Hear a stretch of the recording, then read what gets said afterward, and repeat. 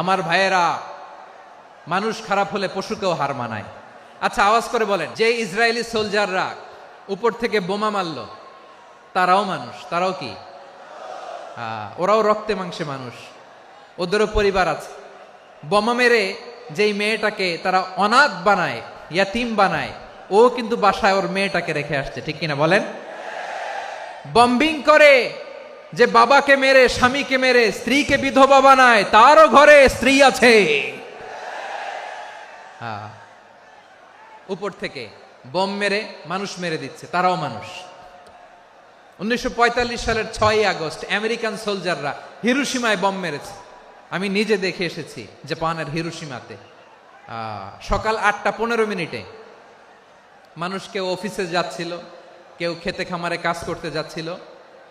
Little boy নামে একটা bomb মেরেছে তারা।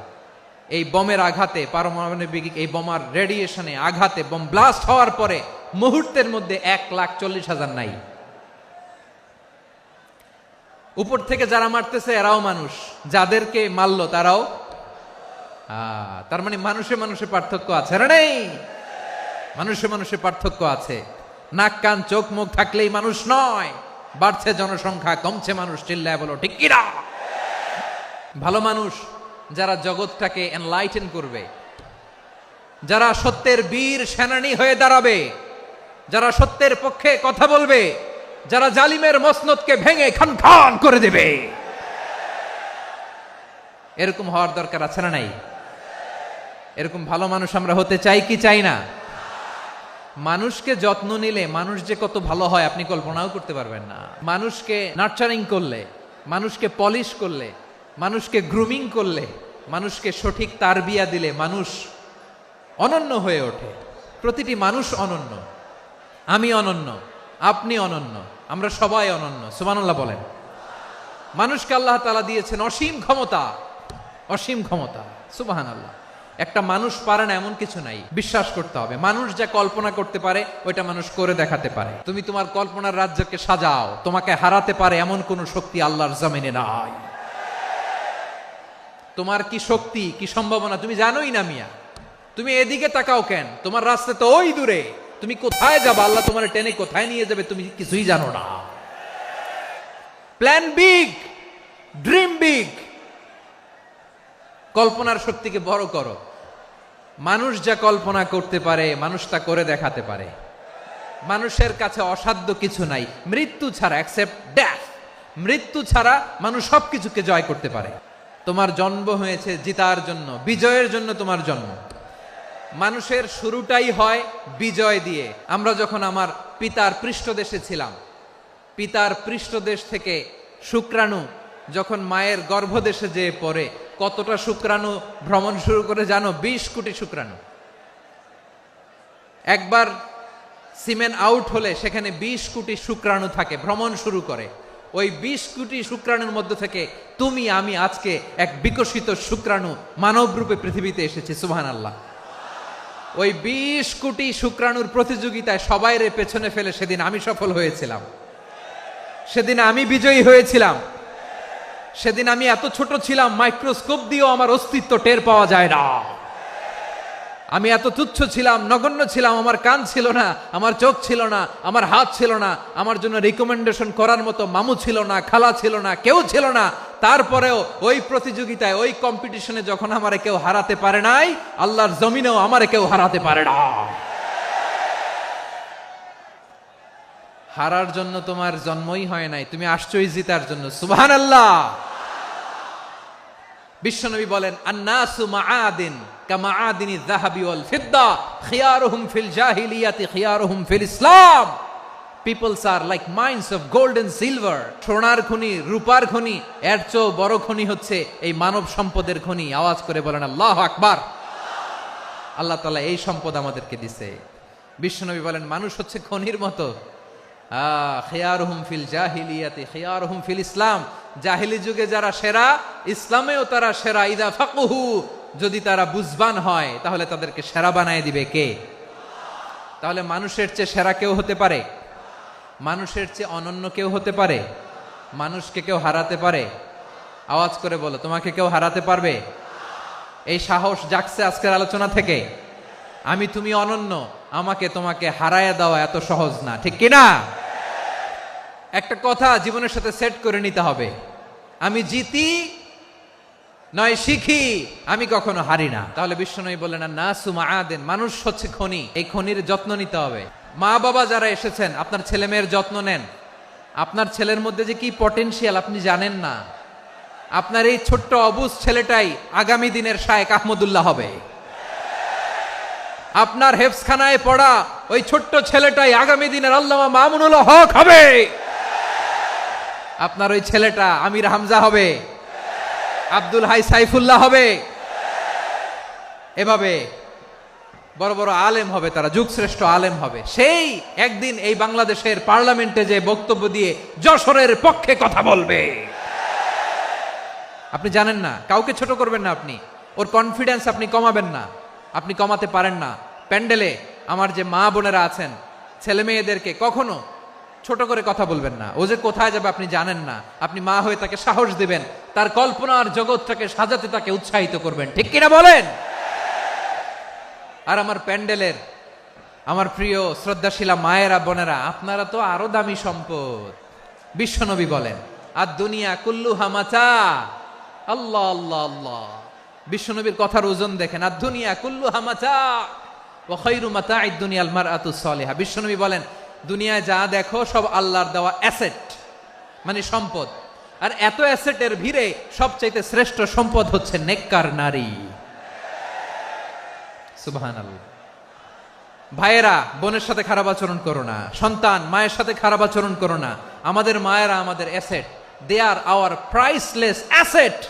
কারণ এই মায়েদের পেটে এসেছে আল্লাহর ওলিরা, এই মায়েদের পেটে এসেছে খান জাহান আলী, এই মায়ের পেটে এসেছে শাহজালাল ইয়ামানি, এই মায়ের পেটে এসেছে আল্লাহর সব নবীরা। নাকি নবীরা আকাশ থেকে ধপ করে জমিনে নেমে আসছে? মায়ের পেটে আসছে। এই মায়ের পেটগুলো খনি। আমার সম্মানিতা মায়েরা বোনেরা, নিজেকে ইসলাম দিয়ে সাজান, নিজেকে পবিত্র রাখুন, নিজের আব্রু ইমান ইজ্জতের হেফাজত করুন, কোরআন পড়ুন, সুন্নাহ পড়ুন। আপনি জানেন না আপনার গর্ভে কে আসছে, কোন ক্ষণজন্মা পুরুষকে আল্লাহ তাআলা আপনার গর্ভে পাঠাবে আপনি জানেন না। মায়েরা নিজেদেরকে পবিত্র রাখুন, ইসলাম চর্চা করুন, কোরআন চর্চা করুন, নৈতিকতা দিয়ে নিজেকে সাজান। যশোরের জেনজি, নিজেদেরকে প্রস্তুত রাখো আগামীর বাংলাদেশের জন্য। নৈতিকতা, মোরালিটি, ভ্যালিউজ দিয়ে নিজেকে সাজাও, ইসলাম দিয়ে নিজেকে সাজাও। কারণ আগামীর বাংলাদেশ ইসলামের বাংলাদেশ। বাংলাদেশের আসল পরিচয় ইসলাম। বাংলাদেশের আসল পরিচয় কি? সবাই বলে না, আওয়াজ করে, এদেশের আসল পরিচয়। এদেশে আজান শুনে সূর্য ওঠে শহর গ্রামে, এদেশে আজান শুনে সূর্য ডুবে সন্ধ্যা নামে, এদেশে সকল কাজে সবাই বলে বিসমিল্লাহ, এদেশে ভালো কিছু দেখে শুনে হাসি মুখে সবাই বলে মাশা আল্লাহ। সুবহানাল্লাহ সুবহানাল্লাহ সুবহানাল্লাহ সুবহানাল্লাহ সুবহানাল্লাহ সুবহানাল্লাহ সুবহানাল্লাহ সুবহানাল্লাহ। ও নবীন তরুণ, তোমার কিসের এত ভয়? জেনে রেখো বাংলাদেশের আসল পরিচয়। বাংলাদেশের আসল পরিচয় ইসলাম। আওয়াজ তুলে বলো, আসল পরিচয় কি? এদেশে পরস্পরে দেখা হলে দেয় সালাম, এদেশে আমজনতার হৃদয় জুড়ে পাক্কা আলাম, ঠিক কি না? এদেশে বিপদ এলে সর্বজনে সর্বক্ষণে দোয়া পড়ে ইন্না লিল্লাহ সুবহানাল্লাহ সুবহানাল্লাহ সুবহানাল্লাহ সুবহানাল্লাহ। এদেশে আজান শুনে সূর্য ওঠে শহর গ্রামে, এদেশে আজান শুনে সূর্য ডুবে সন্ধ্যা নামে, এদেশে সকল কাজে সবাই বলে বিসমিল্লাহ, এদেশে ভালো কিছু দেখে শুনে হাসি মুখে সবাই বলে মাশা আল্লাহ। সুবহানাল্লাহ, আওয়াজ করে সুবহানাল্লাহ সুবহানাল্লাহ সুবহানাল্লাহ সুবহানাল্লাহ। সবাই একসাথে সুবহানাল্লাহ সুবহানাল্লাহ সুবহানাল্লাহ, সুবহানাল্লাহ। এদেশের আসল পরিচয় কি? আওয়াজ করে বলতে ভয় লাগে। এদেশের আসল পরিচয় কি? ইসলাম দিয়ে আমাদের সংসদ ভবন চলুক, আমরা চাই কি চাই না? বঙ্গভবনে লা ইলাহা ইল্লাল্লাহর পতাকা উড়ুক, আমরা চাই কি চাই না? প্রতিটি জেলা অফিসে, ডিসি অফিসে লা ইলাহার পতাকা ঝুলুক, আমরা চাই কি চাই না? মানুষকে যত্ন নিলে মানুষের মধ্যে যারা কি পটেনশিয়াল রেখেছে। আমি জাপানের দুইটা উদাহরণ দেই। জাপানের 2022 সালে জাপানের সাথে জার্মানির খেলা, ফিফা ওয়ার্ল্ড কাপ 2022, ওই খেলায় জিতেছিল জাপান। জিতেছিল 22 সালের এই ফিফা ওয়ার্ল্ড কাপে জাপান ফুটবল খেলায় জিতে as a part of their celebration তারা খেলার পরে পুরো স্টেডিয়ামটারে ক্লিন করে, the fan base of Japan. লক্ষ লক্ষ মানুষ খেলা দেখতে যায়, তো এত ডাস্টবিনও তো নাই। তো যারা ডাস্টবিনে জায়গা পায় নাই তারা এই যে চকলেটের প্যাকেট, পানির বোতল, চিপসের প্যাকেট তারা এদিকে সেদিকে রেখে দিয়েছে।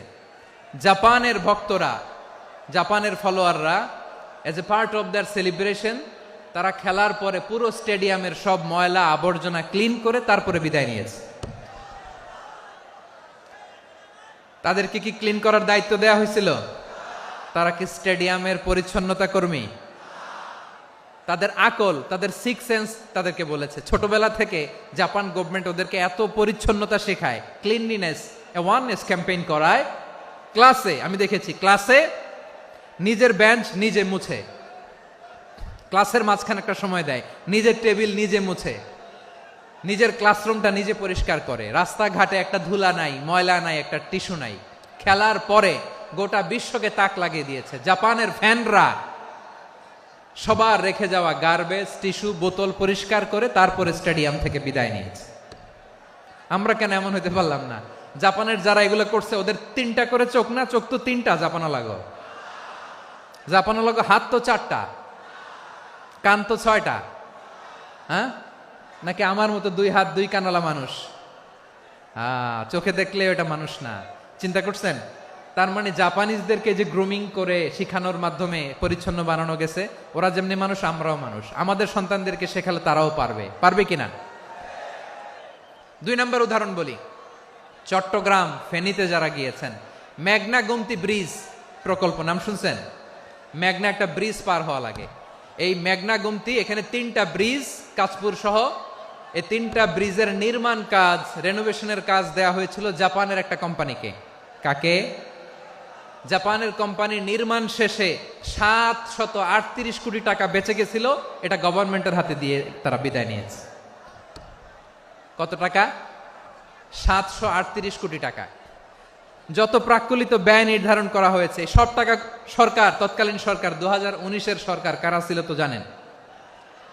এই 2019-এর সরকার তাদেরকে দিয়েছে। তারা রিনোভেশন নির্মাণ শেষে 738 কোটি টাকা অতিরিক্ত বেঁচে গেছিল। এটা আবার গভর্নমেন্টের হাতে বুঝাই দিয়ে তারা বিদায় নিচ্ছে। আমরা কেন এমন হইতে পারলাম না? জাপানের ওরাও মানুষ, আমরাও মানুষ। তার মানে মানুষে মানুষে পার্থক্য আছে না নাই? আচ্ছা, জাপানের 2টা উদাহরণ দিলাম, এবার আমার দেশের 2টা উদাহরণ দিব না? বাংলাদেশের 2টা উদাহরণ দেয়। 1 নম্বর উদাহরণ, গত সপ্তাহে আপনারা জানেন কক্সবাজার আমার একটা প্রোগ্রাম ছিল, তো হেলিকপ্টারে গিয়েছিলাম। ফেনী জেলা যখন পার হচ্ছি আমি দেখলাম 3টা উইন্ডমিল। উইন্ডমিল চিনেন তো? বিশাল পিলার, 3টা 4টা পাখা থাকে। বায়ু বিদ্যুৎ কেন্দ্র, বাংলাদেশের প্রথম বায়ু বিদ্যুৎ কেন্দ্র এটা। মুহুরী প্রজেক্ট বলে এটারে সম্ভবত, মুহুরী প্রজেক্ট। তো সাগরের বাতাসের ঝাপটায় এটা ঘুরে এনার্জি হয়, ইলেকট্রিসিটি উৎপাদন হয়। তো আমি পাইলটকে বললাম, ভাই এগুলো থেকে কেমন ইলেকট্রিসিটি উৎপাদন হয়? কয়, হুজুর একটুও হয় না, কিছুই হয় না। কিছুই হয় না মানে? বলে, হুজুর বাংলাদেশে যত উইন্ডমিল আছে এটার পাখা একটাও ঘুরে না। আল্লাহ, বলেন কি? তাহলে এই যে কোটি কোটি টাকা ব্যয় করে যে উইন্ডমিল, কয় হুজুর উপরে ফিটফাট, ভিতরে সদরঘাট। তার মানে কোটি কোটি টাকা দিয়ে এই উইন্ডমিল বানায়, এখানে কিছু নাই। দুর্নীতির আড্ডাখানা, আখড়াখানা বাংলাদেশ, ঠিক কিনা বলেন? হায় রে, জাপানিজরাও মানুষ, আমরাও মানুষ। আমার এক নিকটাত্মীয় সরকারি চাকরিজীবী, উনি আমাকে বললেন, বাংলাদেশের আরেকটা উদাহরণ দেখি। উনি আমাকে বললেন যে প্রতি বছর আমাদের অফিসের ফার্নিচার চেঞ্জ করে। আমি বললাম প্রতি বছর ফার্নিচার চেঞ্জ করে কেন? বলে যে ফার্নিচার নতুন পারচেজ করলেই তো এখানে টাকা, নতুন কিনতে পারলেই টাকা, নতুন উন্নয়নের সবক শোনাতে পারলেই টাকা। প্রথম আলোর রিপোর্ট, কি আলো?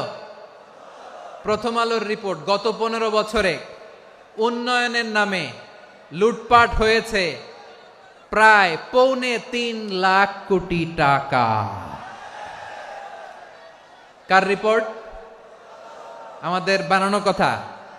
প্রথম আলোর রিপোর্ট। গত 15 বছরে কারা ছিল জানেন তো? হ্যাঁ, শুধু ওনাদেরকেই দোষ দিয়ে লাভ নাই। স্বাধীনতার পর থেকে শুধু শাসকের হাত বদল হয়েছে, আমরা কিছু পাই নাই। ঠিক কিনা বলেন? আমরা এরকম চাই না। তাহলে জাপানের মানুষও মানুষ, আমরাও মানুষ। সিদ্ধান্ত আপনার, কোন মানুষ হবেন, ভালো মানুষ না খারাপ মানুষ? আজকের আলোচনার বিষয় হচ্ছে মানব সম্পদের উন্নয়ন, হিউম্যান রিসোর্স ডেভেলপমেন্ট।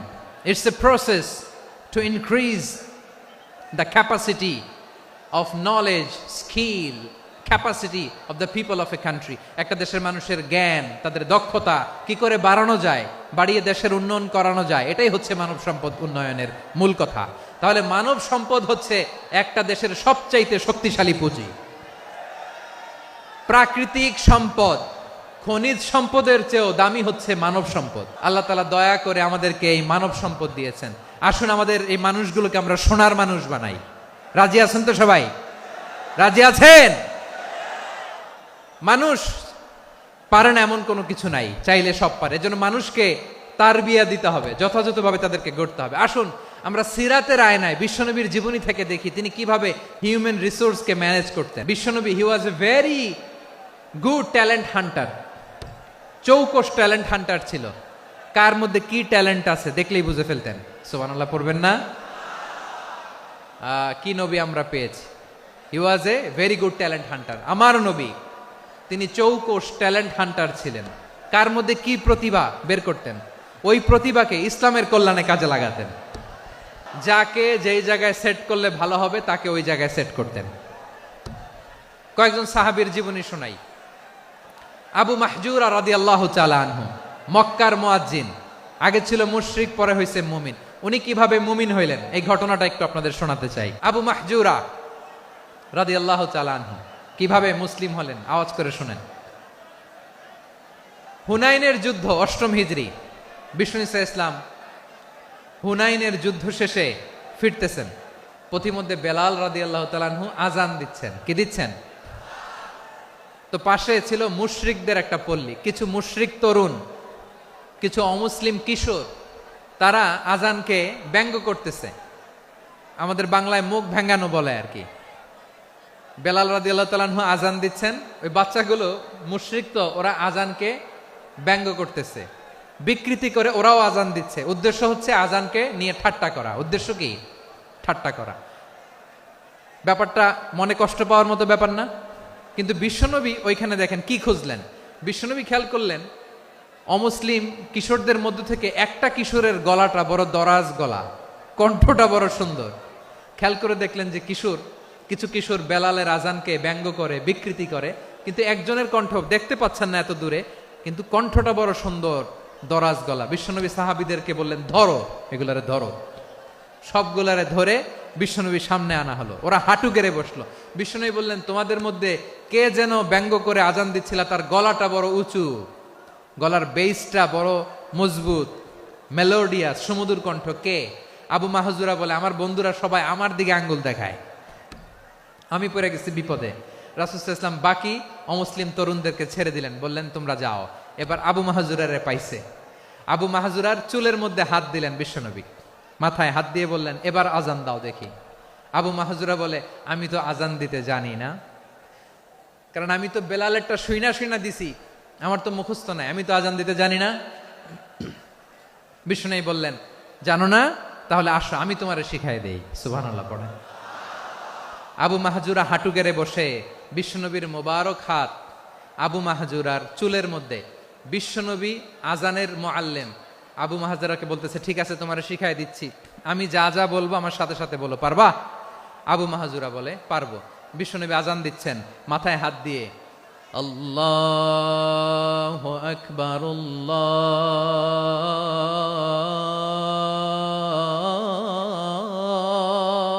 আকবার।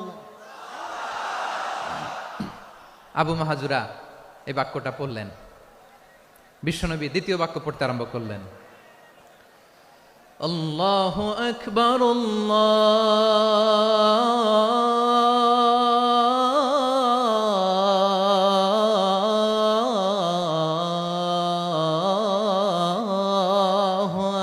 আকবার।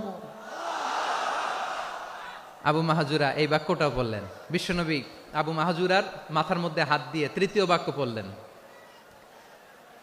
আশহাদু আল্লা ইলাহা ইল্লাল্লাহ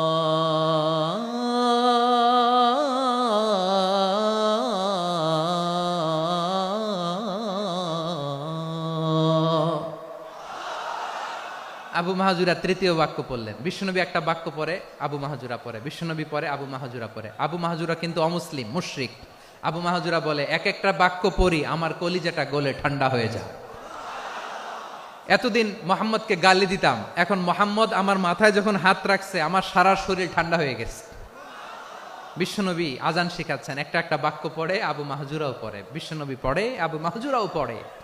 পুরো বাক্যগুলো যখন শেষ, আজান শেষ, আবু মাহাজুরাও যখন পুরো আজান পড়লেন, আবু মাহাজুরা বললেন, এতদিন মোহাম্মদের চেহারা দেখলে আমার ঘৃণা লাগতো, আজ থেকে মোহাম্মদের চেহারার চেয়ে প্রিয় চেহারা আমার কাছে নাই। আবু মাহাজুরা বললেন, ও মুহাম্মদ, আজানের বাক্য তো আপনি আমারে শেখালেন, এখানেই শেষ করবেন না, আপনি আমারে পড়ায় দেন, লা ইলাহা ইল্লাল্লাহু মুহাম্মাদুর রাসূলুল্লাহ সাল্লাল্লাহু আলাইহি ওয়াসাল্লাম। বিশ্বনবীর সাথে দাঁড়িয়ে উনি শাহাদা পড়ে মুসলমান হয়ে গেলেন। এবার আবু মাহাজুরা বলে, ইয়া রাসূলুল্লাহ, ইয়া হাবিবাল্লাহ, আমি মুমিন হয়েছি, মুসলমান হয়েছি, আপনার কাছ থেকে আজান শিখার সৌভাগ্য আমি লাভ করেছি গো নবী। আমার কণ্ঠের বড় তারিফ করেছেন আপনি, আমার আজানকে আপনি পছন্দ করেছেন। একটা জিনিস আপনার কাছে চাই, আপনি আমাকে মক্কার মসজিদুল হারামের মুয়াজ্জিন হিসেবে অ্যাপয়েন্ট করে দে। বিষ্ণু ইসা ইসলাম বললেন, যাও আবু মাহজুরা, আমি তোমাকে পৃথিবীর শ্রেষ্ঠতম মসজিদ মক্কার মসজিদুল হারামের মুয়াজ্জিন হিসেবে অ্যাপয়েন্ট করে দিলাম।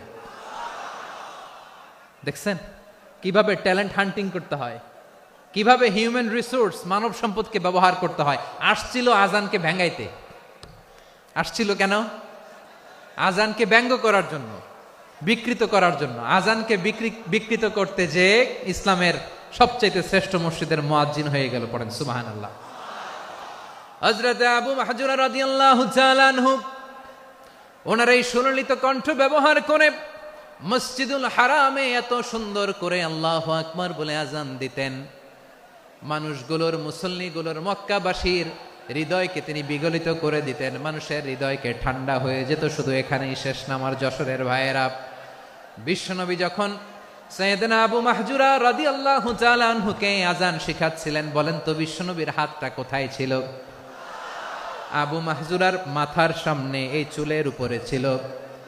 আবু মাহজুরা ওই স্মৃতিটাকে ধারণ করবার জন্য, ওই স্মৃতিকে বহন করার জন্য বিশ্বনবীর মোবারক হাত আবু মাহজুরার কপালের চুলের যেই জায়গায় লেগেছে, মৃত্যুর আগের দিন পর্যন্ত আবু মাহজুরা মাথার ওই চুলে কোনোদিন ছুরি আর কামার লাগায় নাই,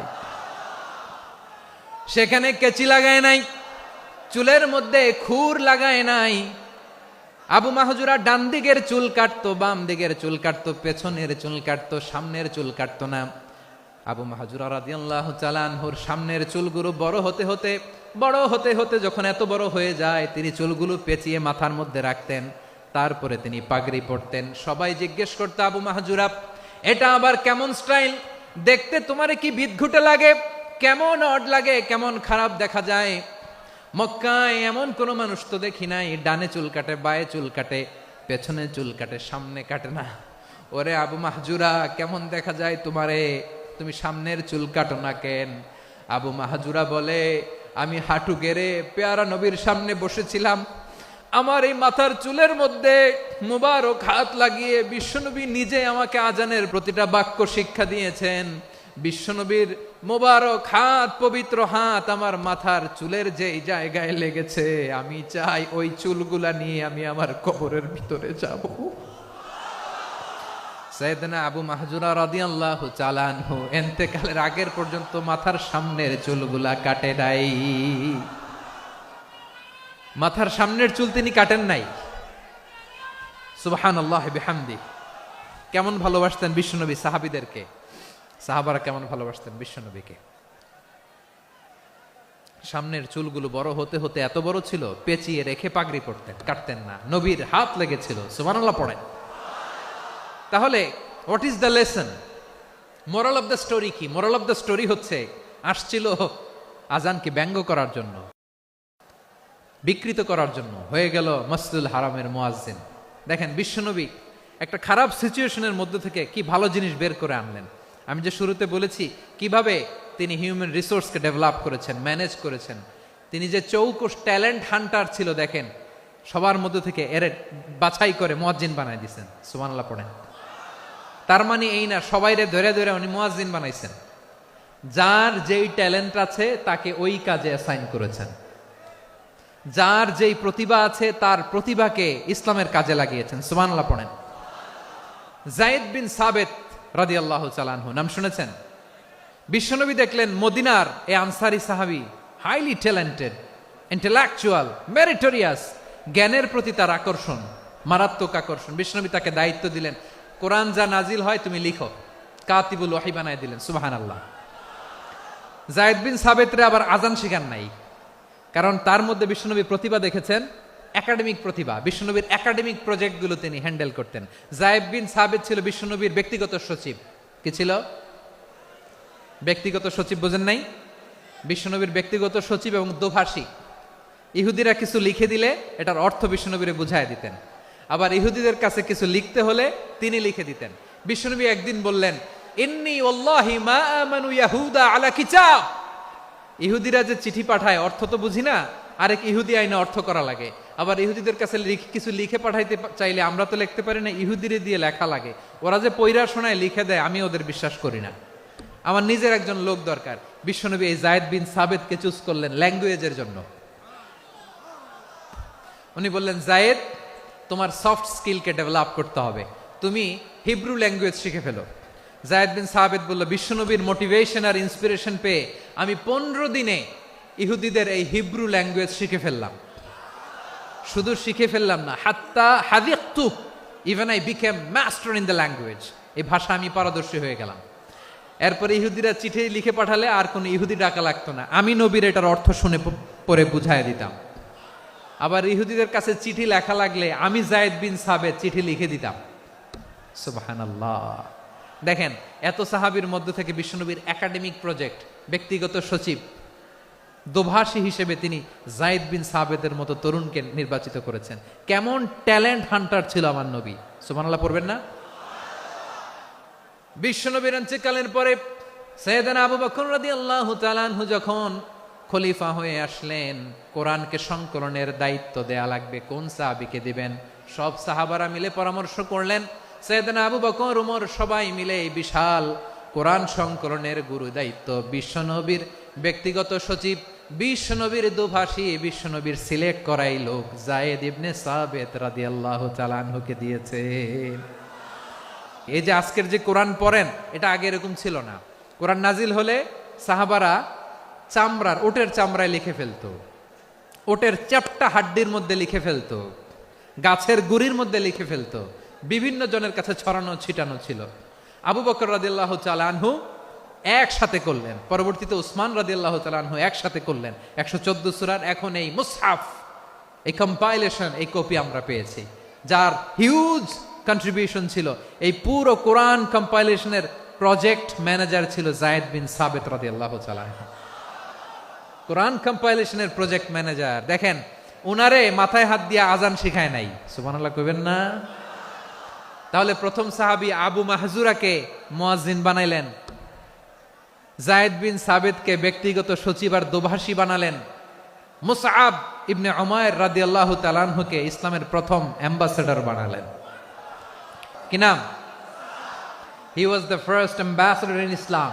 ইসলামের প্রথম ডিপ্লোম্যাট, ইসলামের প্রথম কূটনৈতিক মুসআব ইবনে উমাইর, মক্কার তরুণ যুবক।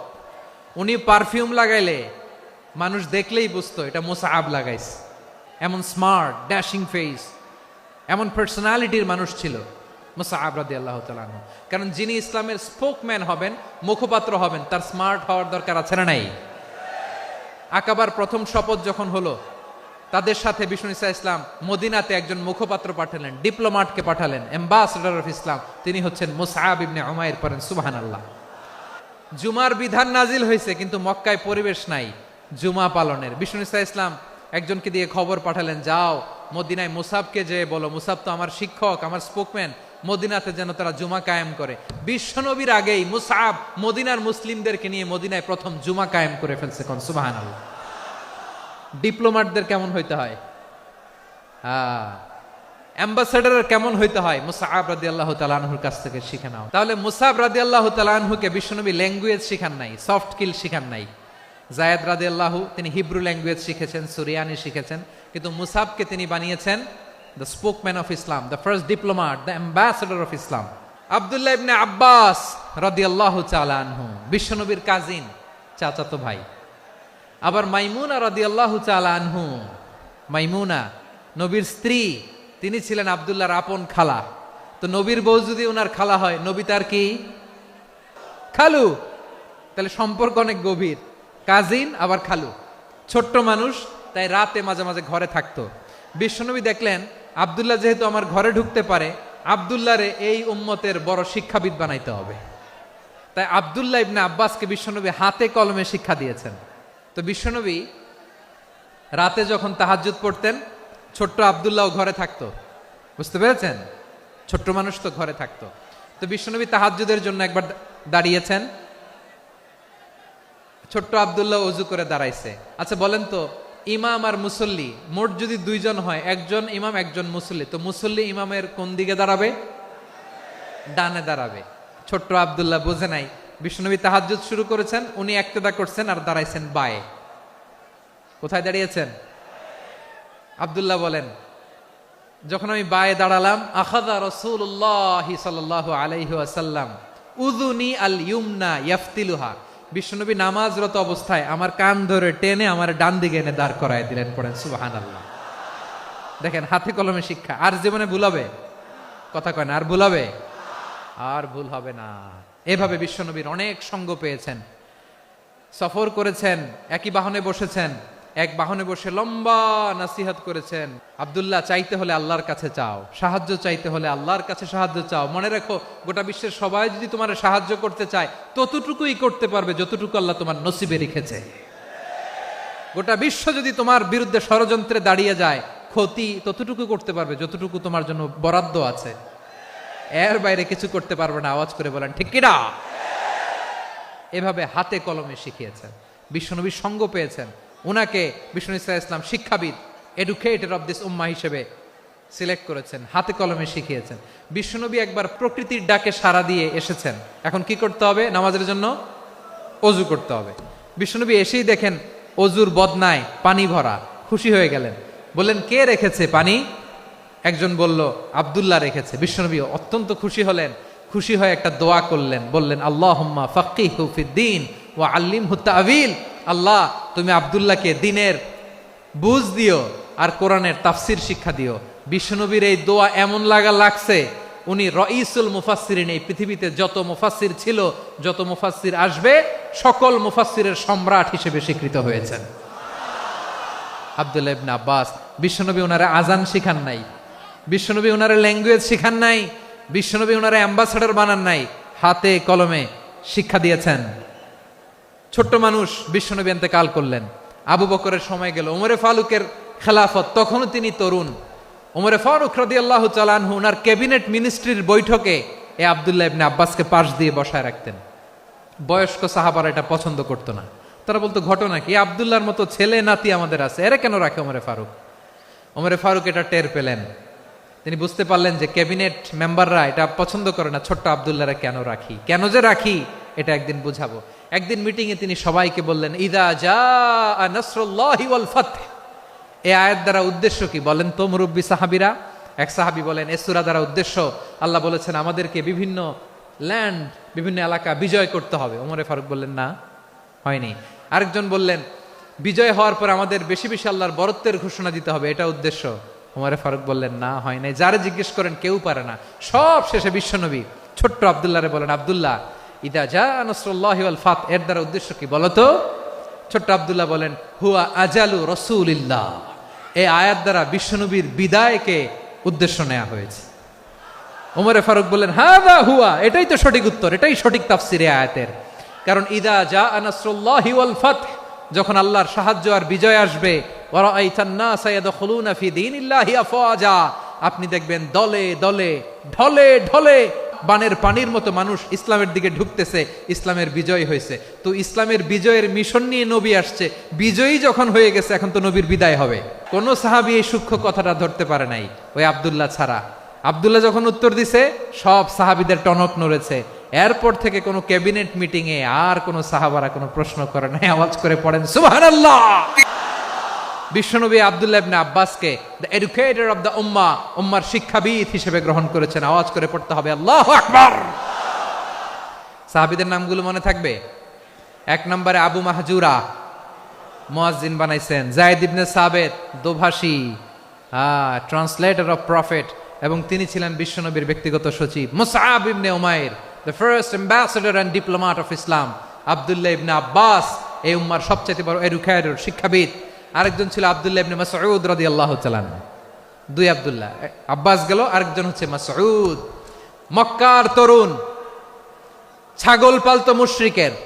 বিশ্বনবী আর আবু বকর রাদিয়াল্লাহু তাআলা আনহু একবার গেলেন, যে দেখে এই তরুণ দাঁড়ায় আছে। বিশ্বনবী বলেন, আমি খুব ক্ষুধার্ত, তোমার কাছে কি দুধ আছে ছাগলের? আব্দুল্লাহ আছে, ওয়ালাকিন আনা মুতামান, কিন্তু যে দুধ আছে এটা আমানতের, আমি দিতে পারবো না। বিশ্বনবী এইটা শুনেই তারা টার্গেট করে ফেলছে। আনা মুতামান, দুধ আছে কিন্তু এটা আমার মালিকের, আমি তো দরদ দেখাই, আমার মালিকের দুধ, আপনি পথিক, আপনারে দিতে পারি না।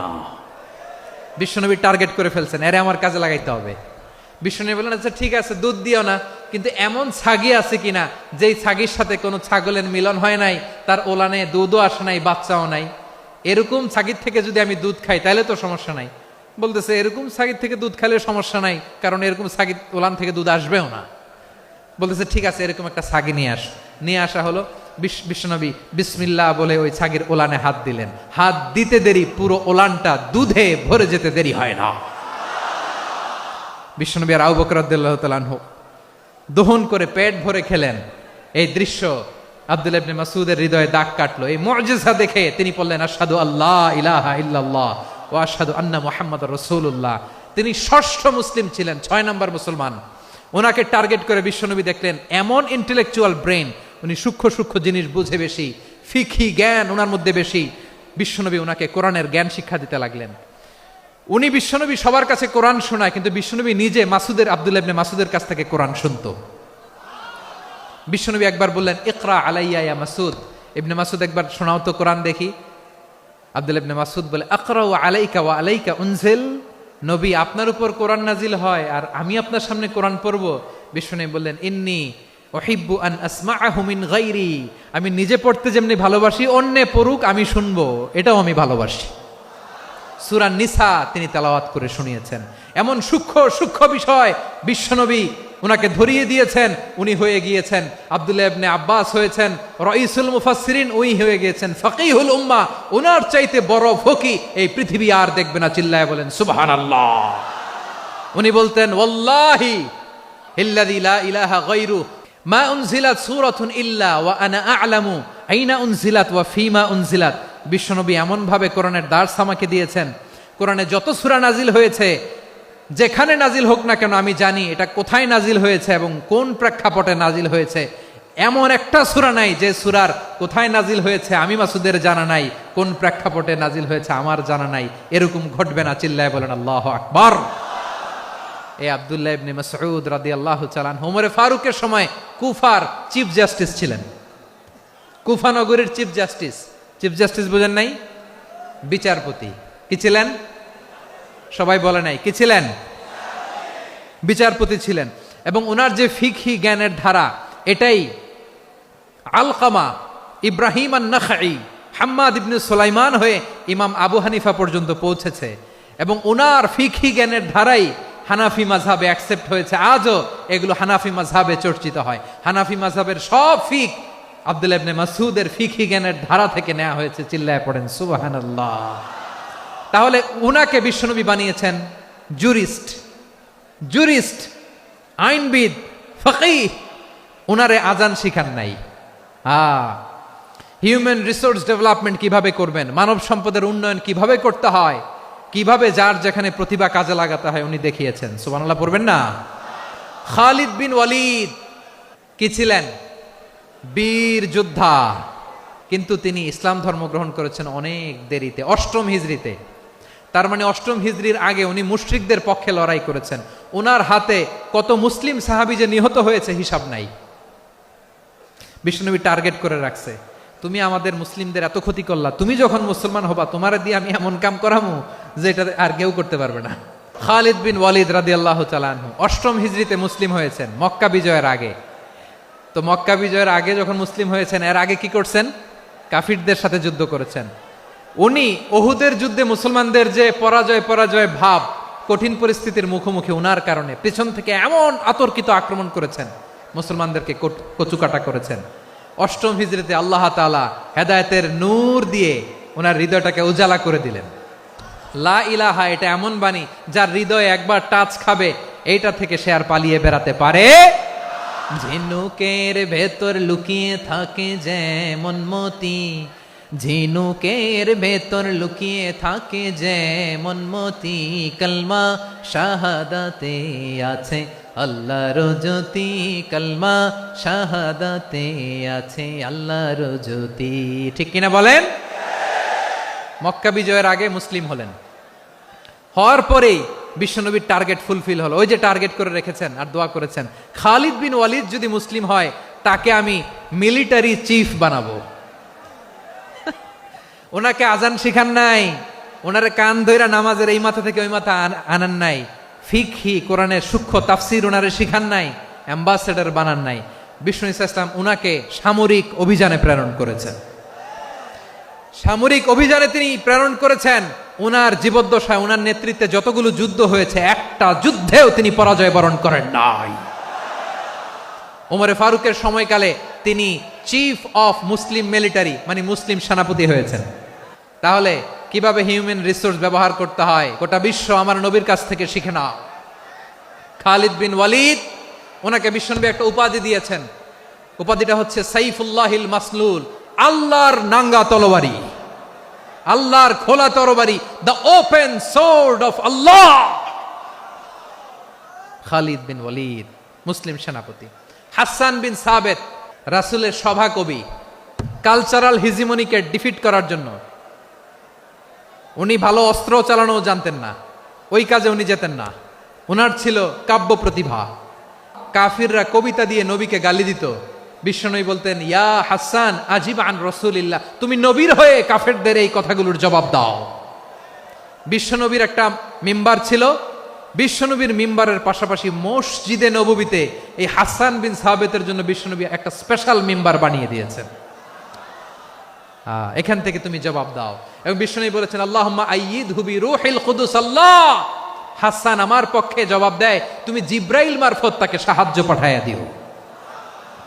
রাসূল সাল্লাল্লাহু আলাইহি ইসলামের সভা কবি, the poet of the prophet, নবীর কবি। উনি কবিতা দিয়ে এমন উচ্চাঙ্গের ভাষায় কবিতা দিয়ে তিনি জবাব দিতেন, কাফিরদের গা শিহরে যেত, তাদের হৃদয়ে আগুন ধরে যেত। তাহলে এরকম কবিরও দরকার আছে না নাই? এখন যাকে আল্লাহ দিছে কাব্য প্রতিভা, এরা যদি আপনি যুদ্ধের ময়দানে পাঠান হবে? যারে দিছে সুরেলা গলা, এরা যদি অ্যাম্বাসেডর বানান হবে না। হাসান বিন সাবেত ছিলেন বিষ্ণু ইসলামের কবি। হুযায়ফা ইবনুল ইয়ামান বিশ্বনবীর গোয়েন্দা বিভাগের প্রধান। কিসের প্রধান? হুযায়ফা ইবনুল ইয়ামান। ওনার ছিল ডিটেকটিভ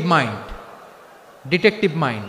গোয়েন্দা বিভাগের প্রধান, এবং উনি হচ্ছেন সাহিবু সিররি রাসূলিল্লাহ, রাসূল সাল্লাল্লাহু আলাইহি ওয়াসাল্লামের গোপন তথ্যের ধারক বাহক। নবীর যেই কথা কেউ জানে না সব হুযাইফার পেটের ভিতরে ছিল। সুবহানাল্লাহ পড়েন। মদিনার যত ইহুদিদের একটা লিস্ট ছিল, এই লিস্ট শুধু দুইজন জানতো, বিশ্বনবী আর হুযাইফা। গোয়েন্দা বিভাগের হেড ছিল।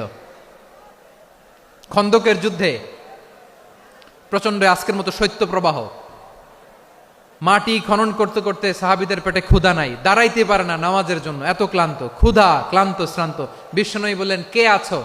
এই কঠিন শীত, এই ভয় আর ক্ষুধার মধ্যেও খন্দকের পরীক্ষার টপকে শত্রু শিবিরে যে আমাকে তথ্য দিবা, কে আছো? কারো গায়ে শক্তিই নাই যে দাঁড়াবে, কেউ দাঁড়ায় না। বিশ্বনবী তখন নিজে হুযাইফাকে ডাক দিলেন, হুযাইফা, যে আমাকে আজকে শত্রু শিবিরের তথ্য এনে দিবে সে জান্নাতে আমার মোরাফাকা, আমার সঙ্গী হবে।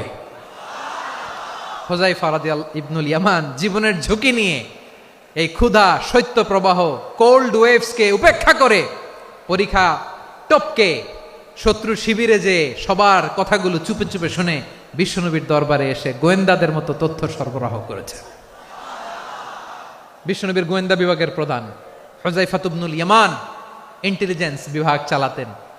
মুনাফিকদের নাম ওনার কাছে ছিল। মুআয ইবনে জাবাল মদিনা রাষ্ট্রের সবচেয়ে সিনিয়র আমলা ছিলেন। আমলাতন্ত্র চিনেন তো? প্রশাসনিক কাজ যারা চালায়, অ্যাডমিনিস্ট্রেশন বুঝেন না?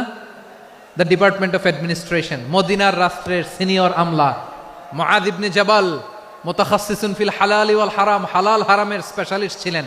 বিশ্বনবী উনাকে ইয়ামানের গভর্নর করে পাঠাইছেন।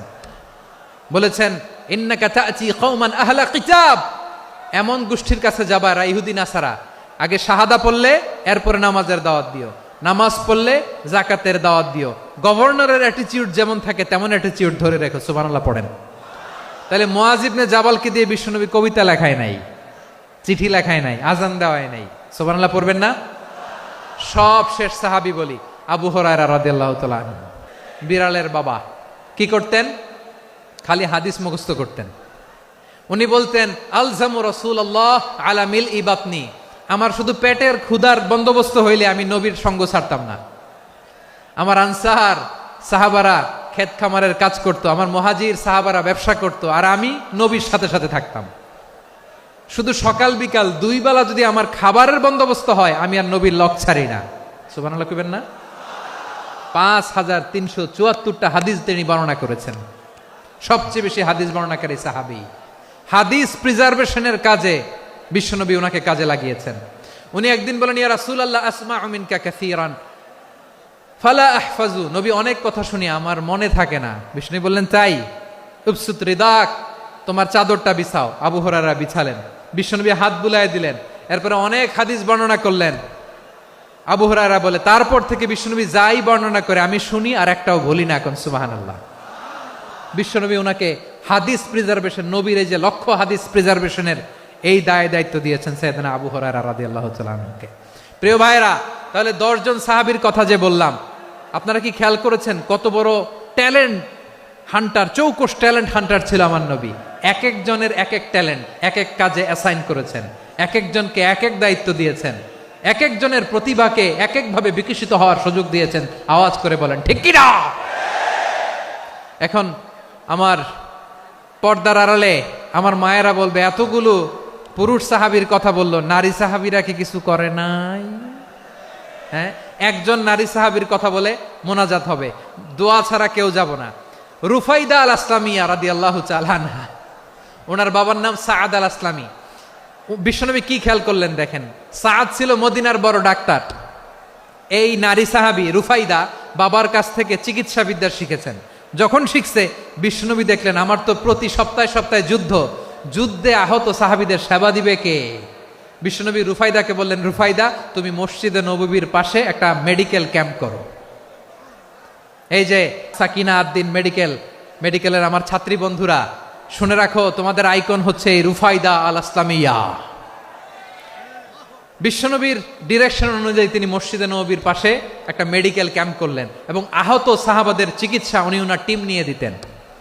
বিশ্বনবীর পরামর্শে উনি আনসারি এবং মুহাজির মহিলা সাহাবীদেরকে নিয়ে একটা স্পেশাল মেডিকেল টিম গঠন করলেন। খায়বার যুদ্ধে 7ম হিজরিতে যখন বিশ্বনবী যায়, উনি ওনার টিম নিয়ে আসলেন, বললেন ইয়া রাসূলুল্লাহ, আমরা তো তলোয়ার চালাতে পারি না, আমরা তো তীর মারতে পারি না, আপনি যদি অনুমতি দেন খায়বার অভিযানে আমি আমার টিম নিয়ে মেডিকেল টিমের সেবাটা সার্ভিসটা দিতে চাই। পড়েন সুবহানাল্লাহ। বিশ্বনবী অনুমতি দিলেন, যোদ্ধা সাহাবীদের সাথে রুফাইদা আল আসলামিয়া উনিও মেডিকেল টিম নিয়ে অগ্রসর হলেন। খায়বারের প্রতিটা আহত ইনজুর্ড সাহাবী যারা ইনজুরির শিকার হয়েছেন সবাই রুফাইদা আল আসলামিয়ার এই মেডিকেল ক্যাম্প থেকে চিকিৎসা সহায়তা পেয়েছেন। সুবহানাল্লাহ পড়েন। দেখেন কিভাবে বিশ্বনবী ট্যালেন্ট বাছাই করতেন। আপনি অবাক হবেন, বাহরাইনের মেডিকেল ইউনিভার্সিটিতে রুফাইদা আল আসলামিয়া মেডিকেল প্রাইজ অ্যাওয়ার্ড প্রতি বছর দেয়া হয়। যদি 8 দিনের এই মেডিকেল, আমার বোনেরা যদি জেনে থাকো জানো, না হলে নতুন করে জানো, সার্চ দিও রুফাইদা আল আসলামিয়া মেডিকেল অ্যাওয়ার্ড বাহরাইনের ইউনিভার্সিটিতে দেয়া হয়। প্রিয় ভাইয়েরা, তাহলে আলোচনার সামারি আমরা করি।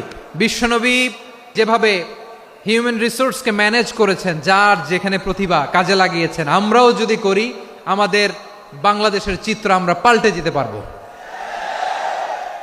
আমরা শুরুতে শুনেছি মানুষের আছে অসীম সম্ভাবনা, প্রতিটা মানুষ অনন্য, যত্ন নিলে যথাযথ পরিচর্যা করলে মানুষ বিশ্ব জয় করতে পারে, ঠিক কিনা? আমাদের হাফেজে কোরআনের সামনে দাঁড়াতে পারে এমন কোন হাফেজে কোরআন আল্লাহর জমিনে জন্ম হয় নাই। গোটা বিশ্ব কাঁপিয়ে তারা সেরা, আমাদের ক্রিকেটাররা সেরা, আমাদের তৈরি পোশাক শিল্প সেরা, এরকম অনেক অনেক সেরা জিনিস আছে, আমরা এগুলোরে নার্চারিং করতে পারি নাই, পরিচর্যা করতে পারি নাই, সঠিক তারবিয়াতের অভাব।